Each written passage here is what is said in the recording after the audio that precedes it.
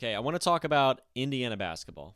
The Indiana this past weekend really bolstered their NCAA tournament resume. They at least kicked off their opportunities to bolster their NCAA tournament resume. They had a great weekend. Conference play is back. Winter break is almost over.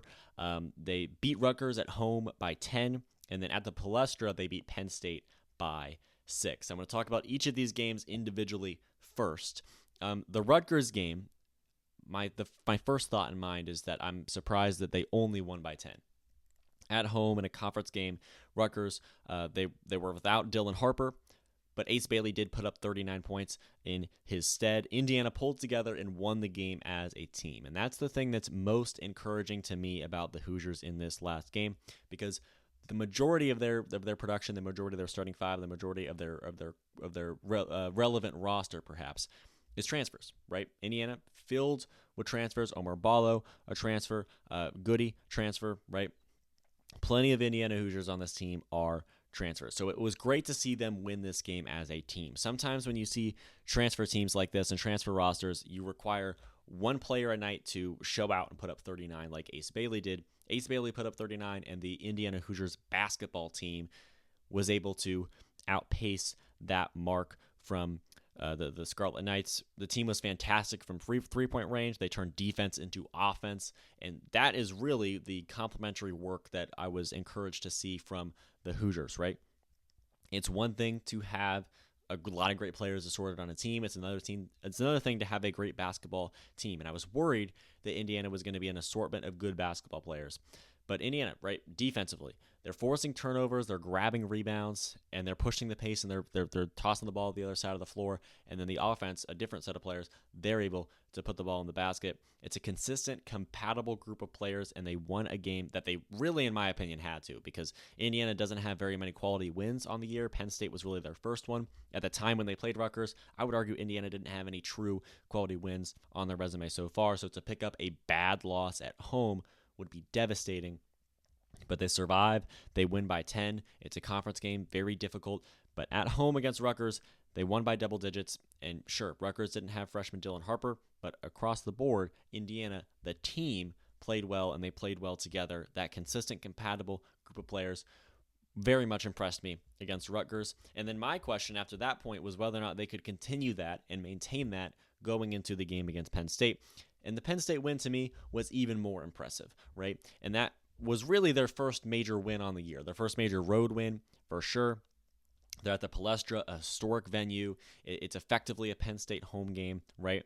Omar Ballo had another double-double with 25 points and 13 rebounds. He's been dominating the paint, and that's opened up the floor quite a bit for the Hoosiers, where you have Omar Ballo down low, and he's grabbing rebounds. He has the size and the strength to outbox anybody in between the blocks. And he's been doing that, right? Omar Ballo has been doing everything down low, and he's really kept Indiana afloat. He's the anchor of this offense and defense for the Hoosiers.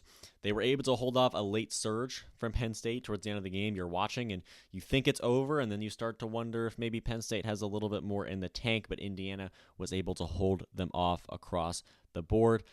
It's the first gold star on the Hoosiers' resume so far this season, and that's very, very important because as Indiana went to the Bahamas and they went 1-2, right, and they got blown away by Louisville and they got blown away by Gonzaga, I started to wonder whether or not Indiana was truly the NCAA tournament quality team that we thought they were.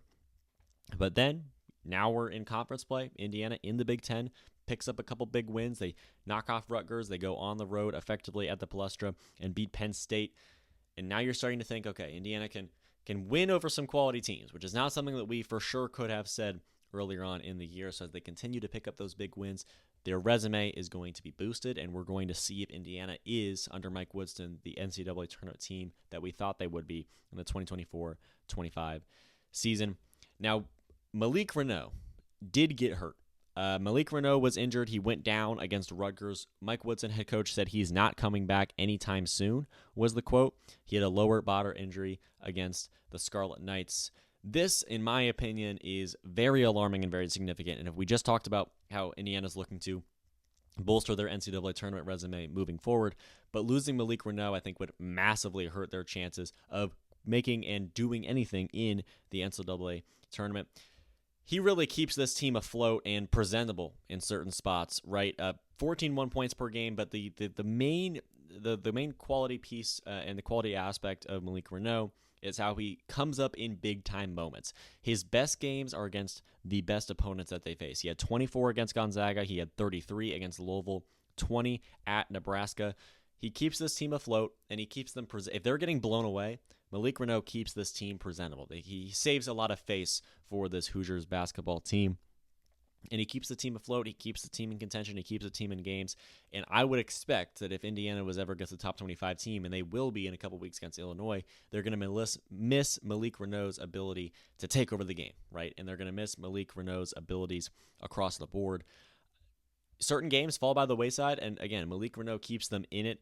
The Hoosiers are going to struggle without Malik Reneau quite a bit. The question then, moving forward after that, is who's going to replace his production, right? Who's going to look at the loss of Malik Reneau and say, okay, it's my turn to step up, right? The Indiana has been doing a pretty good job of replacing him so far, replacing his production at least so far. No one is likely to match it quite in the same way that Malik Reneau can. Amar Ballo is the guy that typically comes off the bench, but started against Penn State, and he excelled. He had a double-double, 25 points, 13 rebounds. He was a leading scorer for the team. Amar Ballo comes off the bench and balls out. Now, very much so, Malik Reneau and Omar Ballo are different styles of players. Luke Goody is a guy that did a decent job as a player more similar to Reneau. Naturally, with Reneau getting hurt, he's not only going to have 0 minutes, and there's going to be more minutes for Goody and some of these other players to put on the board, but also Malik Reneau, the time of the basketball in his hands is now reduced to 0, and other players are, of course, going to have to take the mantle in those moments. Instead, Luke Goody, he had 12 and 7. Mbako had 20 and 4. Indiana, their forwards, their guards, and of course Amar Ballo, that anchor center, they've been doing all right so far without Malik Reneau. We're going to see how this starting five shifts. I imagine it's going to be the exact same, just with Omar Ballo in the lineup instead of Reneau. The question is whether or not they can keep it up, right? Is Indiana, without Malik Reneau, still going to be able to produce at a high level and score at a high level? Because they had over 75 in 2 games in a row. Effectively, with both of them without Malik Reneau, they at least finished both games without Reneau. They've been doing okay so far, which is encouraging. And my hope is that anytime soon still could mean this year, and Malik Reneau could potentially be back for March. Because if this team figures out how to click without him, and they figure out how to start winning without him, when they insert him back into this lineup, that's when Indiana could flash and become that Sweet 16 Elite 8 Final Four quality team that we hope they could be. Malik Reneau got hurt. Indiana's going to massively struggle without him, but they've been doing okay so far. They picked up 2 wins without him, and they're looking forward to the next week and the opportunities that it will have in store for them. On Wednesday, the Hoosiers are going to host USC, and coming up on Saturday, they travel to Iowa. So those are 2 tune-up games ahead and 2 important conference tests at a similar level of difficulty as these past 2 against Rutgers and Penn State. 2 important conference tests as they ramp up for Illinois. They play Illinois at home on January 14th. Illinois right now, I believe, is the number 22 team in the country. We will see how that changes today when the AP poll is updated. But top 25 team, Illinois, one of the best teams in the conference, definitely going to be in the NCAA tournament, rather, as we get to that point. January 14th at home, Indiana faces Illinois. Before that, they have USC on Wednesday and Iowa on Saturday. So in between now and the next time we record, next time a podcast comes out, it should be on Thursday. Indiana will have played USC. We'll talk about that. The Pacers will have played the Bulls. We'll talk about that. But especially without Reneau, right? Especially without Malik Reneau, this Illinois game is going to be a massive opportunity for them to not only extend their win streak to as much as 5, because a win over Rutgers and then a win over Penn State and then a win over USC and Iowa would set them up to extend a win streak to 5 if they beat Illinois and, of course, take care of business in the couple games before that. And that would be what proves to the world that they're a legitimate contender in the Big Ten and in the country.